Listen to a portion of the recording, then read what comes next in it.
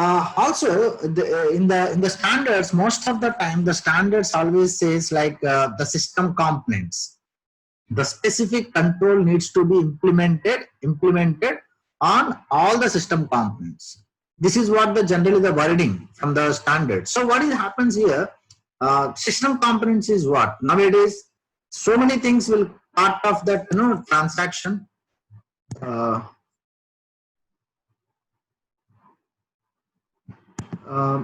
Yeah, so someone asked me one question regarding acquirer does not save SAD. Yes, they are not supposed to store the SAD after the transaction, after the authorization. Only the issuing companies can store the sensitive authentication data. Other than the issuing companies, no other company, no other entity is supposed to store it. Okay, yeah. Now coming back, system components, any network devices. I mean, the things involved in that particular people process technology point of view, the devices, computing devices, or the applications and the databases, everything. Everything include everything what we call is the system component. So never expect the standard will say password to be implemented on the databases, password to be implemented on the applications, password policy to be implemented on the servers, password policy to be implemented on the network devices like file. No, it will not say like that. It will say password policy to be implemented on all the system components. It means you have to think, yes, it means whichever component is part of that environment, this password policy to be implemented, whether it is an application, whether it is a database, whether it is a server, whether it is a network devices, anything, everything, right? So that is what always the system components. The another one is the scoping. It's one of the very important thing to do in any of the PCI project. Start with the scoping only. Okay. So this is one of the very critical area, we need to understand, but we will discuss this scoping things in the last session also. What would be the scope and everything, we will discuss that. But yes, the scoping is very important to understand, identifying the people, process and the technology. Yes, if you see here the technology, I just replaced with the system components.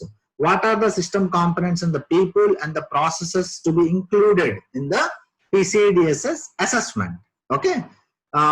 Determining the scope is very important because most of the time the organizations, they tend to fail to define the correct scope. Okay, so it will have a lot of implications. So we have to concentrate either the organization and the even the QSAs always needs to come to the conclusion what is the accurate scope at the beginning of the projects. This is very important. Otherwise, it will organization will waste a lot of their time and efforts while correcting the again scope issues. So we will discuss that also. Then the service provider. Okay, now the service provider is another entities. Earlier we discussed about the issuer companies and the acquiring companies and the merchants. So the service providers, they don't do really something as a business point of view. They are not involved in any of, because you just imagine, as a card holder, we are taking the goods from the merchant. So merchants, definitely he want the money. Instead of money, he is accepting your card. Very simple terms. Then the card is issued by the issuer. So issuer will come into the picture. Now merchant, when he accepts our card details, then he will put up, that acquiring bank he will share, right? Acquiring bank is using. So where is the service provider comes into the picture, right? But the service provider, the entities who are directly sometimes or indirectly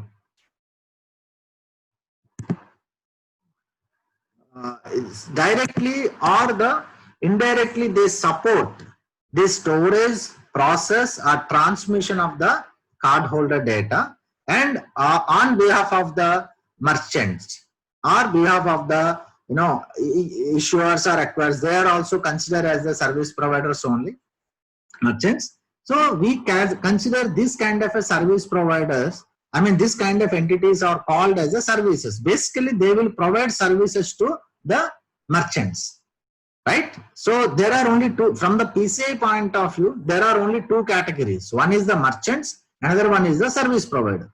Merchant who will actually start selling his products or services and taking the money from he would like to take the money from the customers.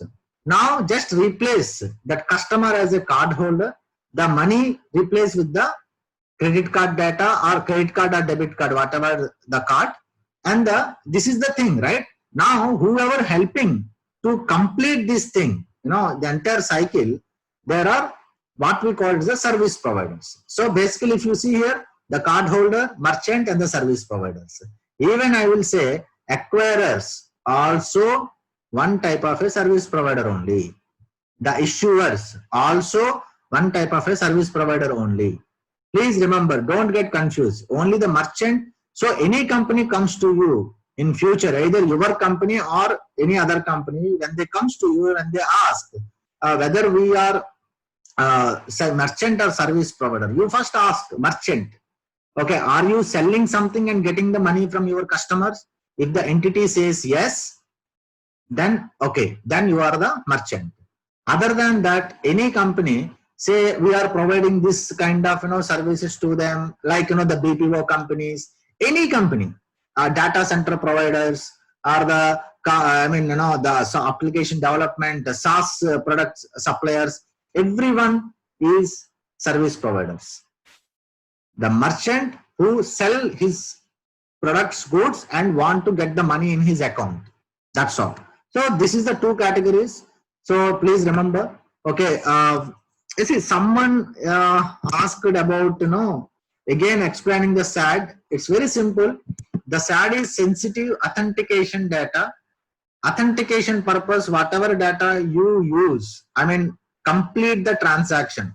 It is like a CVV number for online transactions, PIN numbers for the ATM or POS transactions. All this data, what we call is the sensitive authentication data. Point number one. Okay, this data, no one supposed to store it. No one, in the sense, any entity which is involved in the transactions, they are not supposed to store this data. The merchants, the acquirers, or any other service providers, they are not supposed to store it. Okay, only this data can be stored only by the issuing companies. So this is very important. We will discuss again in some slides later on. Okay, please remember SAD, sensitive authentication data. Sensitive authentication data is nothing but the, as I mentioned, sensitive authentication data, security related information, including but not limited to card verification codes, values, full track data, PIN numbers, PIN blocks, everything what we call is the sensitive authentication data. It should not be stored after authorization. That's all. Okay. Now the payment processors, yes, these are also one type of service providers. So these entities typically engaged by the merchants, as I mentioned, the acquirers. So sometimes people call them as acquirer also, because these people will provide the entire platform to the merchant and accept the cards, and they will start processing for the further authorization. Okay, so we can see that payment processor typically provide acquiring services, and payment processor are not considered acquirers unless defined such as a payment card branch. Okay, so basically the thing is that they also provide the acquiring functions. Acquiring is nothing but acceptance of the card. Okay, if you remember, if you see this picture, there is a card is showing, right? And there is a mobile app where the processing is happening, right? The transaction will go to the bank. That's a $sign is for the bank, and the shop dealer, okay, the particular merchant will deliver the goods to you. So typical, this is how the transaction generally happens. Okay, so the payment processors, who is the payment processor here? The mobile provider. You can see that The mobile provider is processing the data. You are actually giving the data to him and he will process the data. Then he will try to connect with the banks, and the banks confirms to the merchants is a particularly acquire online merchants. Then the goods will be delivered. So typical, these are the companies, actually we call them as the payment processors or sometimes payment gateways or payment service providers. Okay. So now, okay, these are certain very important terminologies we are understanding: issuer, acquirer, merchant, service providers, or even the payment gateways and the card holder. What is the card holder data means? What is the sensitive authentication data means? Now, after everything, this is the terminologies which we need to understand about the deliverables. Once you get PCI DSS, it means what you will get from the QSA company. So first one is report on compliance. Report on compliance is the document generally the QSA companies will fill. They will explain each and every control how your companies met that particular requirement. Okay, it's a very detailed document. Almost I remember, like, there are minimum, the template itself is 400 pages or 375 pages around the report on compliance. The report on compliance only they will address, they will document all the outcomes of that particular assessment, how your entity is meeting all the requirements or not. Then the another one is the AOC. AOC is AOC, what we call it is the attestation of compliance. It's an attestation of compliance is nothing but it's a very high level document wherein the QSA and even the organization themselves, they will both will come together and when a high level they will the QSA explains the locations is covered, the services covered under specific assessment, and also any exceptions are taken, or all the controls are compliant or non-compliant.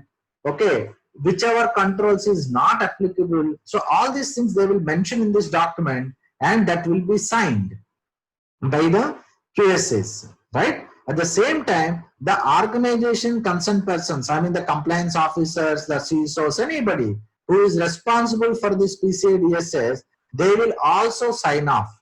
So both the entities, the companies, the organizations, and the QSAs also both come together and they will sign this document. This is one of the very important document. Please remember, any of your customers or banks, whenever they ask you for this, whether are you a PCI compliant or not, then definitely they will ask, they expect this AOC from you.